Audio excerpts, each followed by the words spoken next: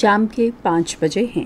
السلام علیکم، یہ ریڈیو پاکستان ہے۔ سمیرہ وقار سے خبریں سنیے۔ پہلے اہم خبروں کا خلاصہ۔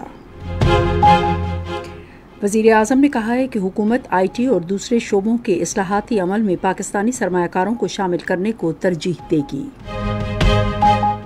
ڈیجیٹل تعاون تنظیم کی سیکرٹری جنرل نے ڈیجیٹل غیر ملکی براہ راست سرمایہ کاری کو فروغ دینے کے لیے پاکستان کی کوششوں کو سراہا ہے۔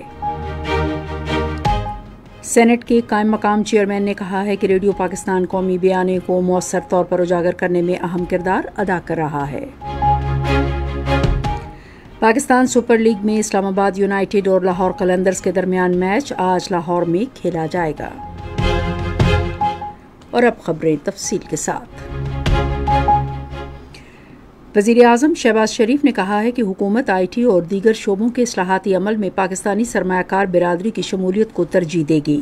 انہوں نے ایف پی آر میں ڈیجیٹل اور دیگر اصلاحات کے عمل میں سرمایہ کاروں کی شمولیت اور مواقع سے متعلق اسلام آباد میں ایک اجلاس کی صدارت کرتے ہوئے یقین ظاہر کیا کہ ملک پاکستانی سرمایہ کاروں کے ذریعے پائیدار بہتر اور دیرپا نتائج حاصل کرے گا۔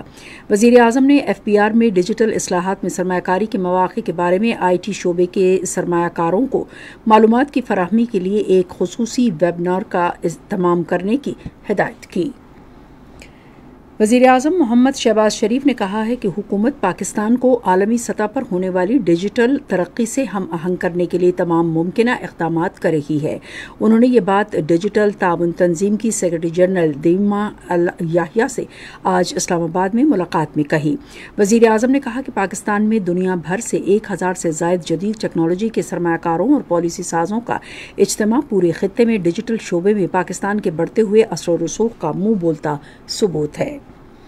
ڈیجیٹل تعاون تنظیم کی سیکرٹری جنرل دیما الیاحیہ نے ڈیجیٹل غیر ملکی براہ راست سرمایہ کاری کی حمایت کرنے پر پاکستان کو سراہا۔ انہوں نے آج اسلام آباد میں انفارمیشن ٹیکنالوجی کی وزیر شہزاد فاطمہ کے ہمراہ ایک نیوز کانفرنس سے خطاب کرتے ہوئے کہا کہ ڈیجیٹل معیشت ترقی اور خوشحالی کے لیے ناگزیر ہے۔ انہوں نے کہا کہ پاکستان ڈیجیٹل سرمایہ کاری کو فروغ دینے والے اہم ملک کے طور پر سامنے آ رہا ہے، جس سے اقتصادی ترقی میں بڑی مدد ملے گی۔ شہزاد فاطمہ نے اس موقع پر کہا کہ ڈیجیٹل براہ راست سرمایہ کاری فورم کی بدولت سرمایہ کاری کا حجم $70 کروڑ تک پہنچ جائے گا۔ انہوں نے کہا کہ فورم سے پاکستان کے آئی ٹی کے شعبے میں بین الاقوامی سطح پر اعتماد سازی میں بہتری آئی ہے۔ قائم مقام چیئرمین سینٹ سیدال خان نے کہا ہے کہ ریڈیو پاکستان قومی بیانیوں کو مؤثر انداز میں اجاگر کرنے میں قابل قدر کردار ادا کر رہا ہے۔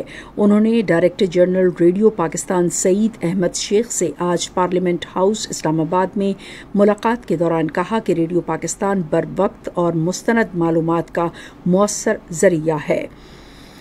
سیدال خان نے کہا کہ ریڈیو پاکستان نے جنگ اور امن کے دنوں میں قوم میں حب الوطنی و یکجہتی پیدا کی۔ ڈائریکٹر جنرل ریڈیو پاکستان نے بتایا کہ بلوچستان اور خیبر پختونخوا میں ریڈیو اسٹیشنز کی اپ گریڈیشن جاری ہے۔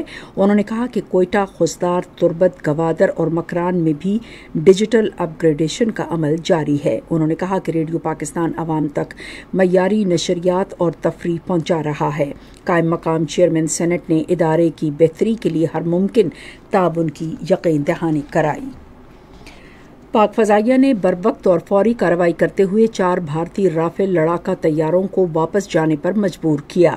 سیکیورٹی ذرائع کے مطابق بھارتی فضائیہ کے 4 رافیل لڑاکا طیاروں نے بھارت کے غیر قانونی زیر تسلط جموں و کشمیر میں گزشتہ رات پیٹرولنگ پروازیں کی، تاہم پاکستان ایئر فورس نے بھارتی لڑاکا طیاروں کی موجودگی کا فوراً سراغ لگایا۔ پاک فضائیہ کی بروقت پروازوں سے بھارتی پائلٹ بوکھلاہٹ کا شکار ہو گئے اور راہ فرار اختیار کرنے میں عافیت سمجھی۔ پاکستان کی مسلح افواج بھارت کی جانب سے کسی بھی قسم کی جارحیت کا منہ توڑ جواب دینے کے لیے پوری طرح چوکس اور تیار ہیں۔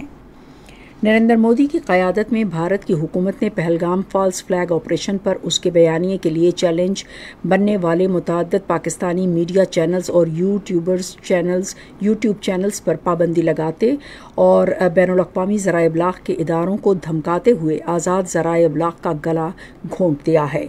कश्मीर मीडिया सर्विस के मुताबिक हर फॉल्स फ्लैग ऑपरेशन नाकाम हुआ और पहलगाम वाक़या इस सिलसिले की ताज़ा कड़ी है। पाकिस्तान सुपर लीग का 19वां मैच आज लाहौर में इस्लामाबाद यूनाइटेड और लाहौर कलंदर्स के दरमियान खेला जाएगा। मैच रात 8 बजे शुरू होगा। इसी के साथ खबरें ख़त्म हुई। मज़ीद खबरों और तज्ज़ियों के लिए आइए हमारी वेबसाइट पर radio.gov.pk और फेसबुक के link radio Pakistan news official पर बराह रास्त वीडियो स्ट्रीमिंग भी मुलाहिज़ा कीजिए।